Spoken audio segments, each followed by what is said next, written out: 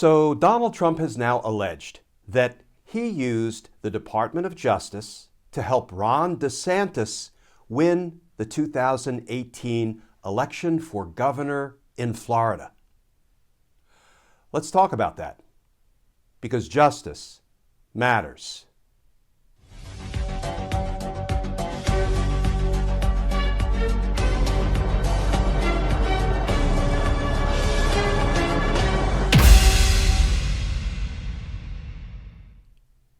Hey all, Glenn Kirshner here. So Donald Trump just implicated the Department of Justice in, essentially, election fraud. Trump is now claiming that he used the Department of Justice and the FBI to help Ron DeSantis win the 2018 election for governor in Florida. Here's what Donald Trump just posted on his third-rate social media platform, with apologies to third-rate social media platforms. Referring to the DeSantis election, he said, "I also fixed his campaign, which had completely fallen apart. I was all in for Ron, and he beat Gillum, but after the race, when votes were being stolen by the corrupt election process in Broward County, and Ron was going down 10,000 votes a day, along with now Senator Rick Scott, I sent the FBI and the U.S. attorneys, and the ballot theft immediately ended, just prior to them running out of the votes necessary to win. I stopped his election from being stolen." Okay, friends, so let's be clear.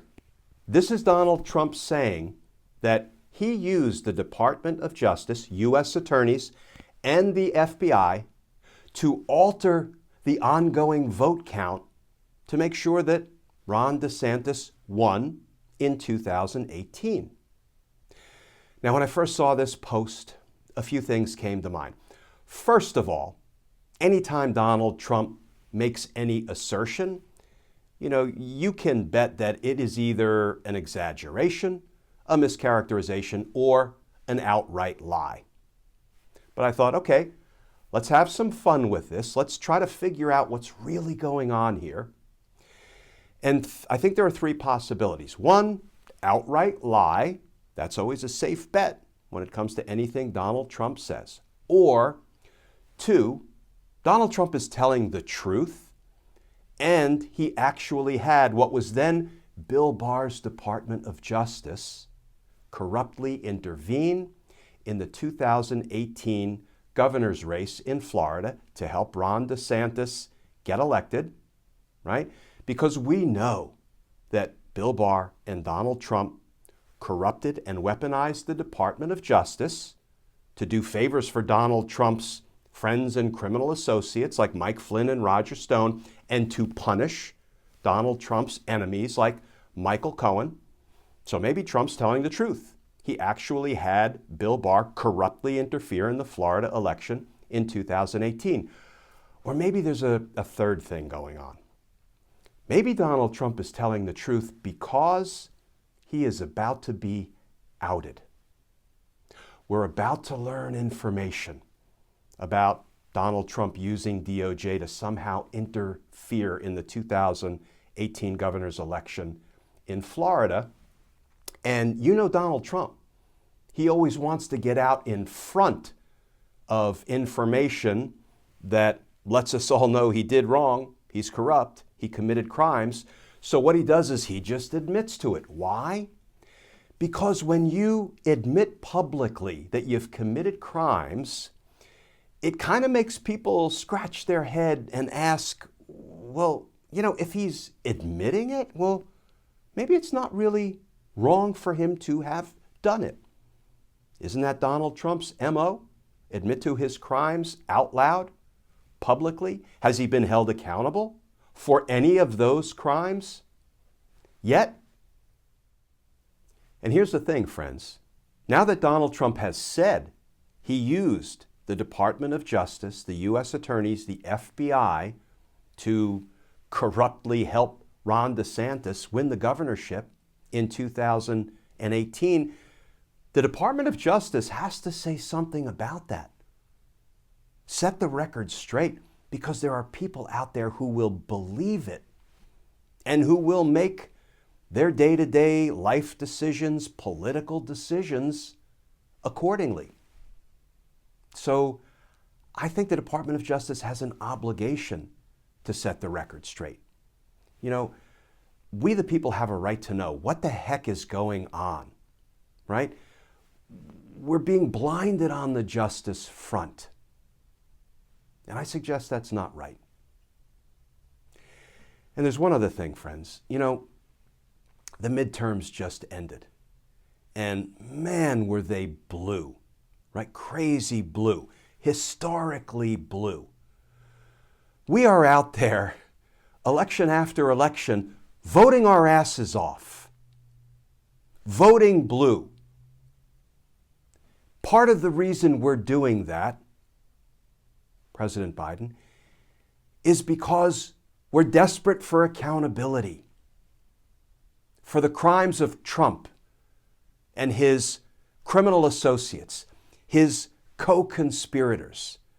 That's why we're getting out the vote. That's why we're working overtime and voting in record numbers for candidates who are Democrats, because we're looking for accountability. And it hasn't come. Now, I don't mean to the foot soldiers of the insurrection, because let me tell you, I've been sitting in court every day watching federal prosecutors from the U.S. Attorney's Office for the District of Columbia, yes, my former professional home, kick the you-know-what out of that case every day, week after week. Not only that case, but insurrection case after insurrection case, doing heroic work, working around the clock. We, the people, are extraordinarily well represented by those men and women of the Department of Justice, of the D.C. U.S. Attorney's Office. So I'm not talking about them. I'm talking about the hierarchy of the insurrection. Not just the foot soldiers, not just the people who Donald Trump ordered to attack the Capitol, and not just the people who wanted to stop our democracy for their own reasons because they didn't want Joe Biden's win to be certified. Not those people. I'm talking about the command structure of the insurrection, the organizers, the funders, the planners, the inciters. Not a single one of them have had a minute of accountability. Visit them. And yet we continue to vote our asses off blue because we are desperate for that accountability to come. Friends, rest assured, just because it hasn't happened yet doesn't mean it won't happen. I believe to my core it will happen. I do not think Merrick Garland and company are prepared to give it away, give our democracy away to the likes of Donald Trump or Ron DeSantis. Because if they don't prosecute Trump and company, they're giving our democracy away. And I don't believe they're going to do that. And friends, can I add, thank you for tuning in to these Daily Justice Matters videos. I appreciate all of you who tune in. I feel like we're all in this mess together. We're all in this fight together.